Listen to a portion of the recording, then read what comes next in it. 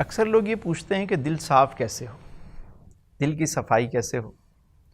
کیا دل کی صفائی تسبیح و تحلیل سے ہوتی ہے، ذکر و اذکار سے ہوتی ہے، نماز اور عبادت سے ہوتی ہے؟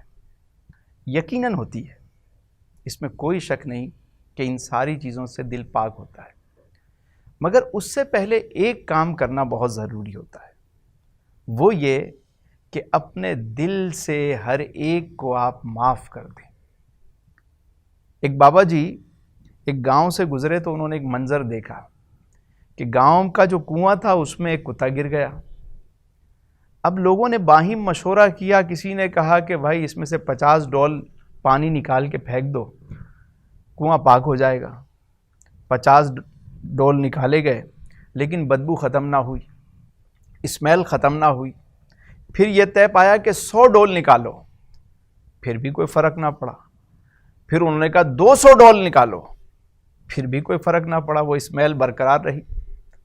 بابے نے کہا کہ پتر یہ بتاؤ تم نے کتا بھی باہر نکالا یا نہیں؟ نے کہا نہیں وہ تو نہیں نکالا۔ کہا ساری زندگی بھی لگے رہو گے تو یہ بدبو ختم نہیں ہوگی، پہلے کتے کو باہر نکالو پھر صفائی کرو اس کی۔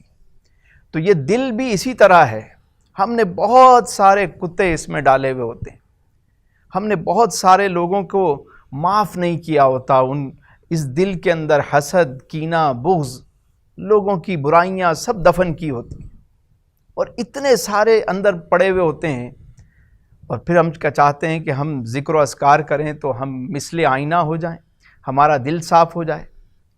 یاد رکھیے دل کی صفائی ایک ہی صورت میں ہے کہ جب تک آپ یہ ساری چیزیں باہر نہیں نکالیں گے۔ اچھا بعض لوگ کہتے ہیں کہ ہم نے معاف کر دیا، ہم سب کو معاف کر دیں گے لیکن اس شخص کو، ایک شخص کو معاف نہیں کریں گے۔ تو ایک کتا تو پھر بھی اندر پڑا ہوا ہے نا، آپ ایک دفعہ اللہ کی رضا کے لیے معاف کر کے دیکھیں۔ آپ یقین کریں جو آپ کو سکون ملے گا، جو اطمینان ملے گا، جو قرار ملے گا۔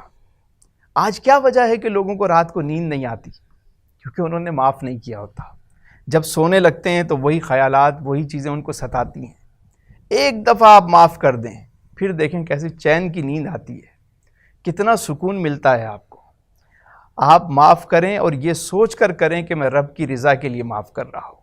اور ایک آسان نسخہ میں آپ کو بتا دوں کہ جب بھی بستر پر جائیں روزانہ یہ کہیں کہ یا اللہ میں نے تیری رضا کی خاطر سب کو معاف کیا، تو بھی مجھے معاف کر دے، میری خطاؤں کو معاف کر دے، میری لغزشوں کو معاف کر دے۔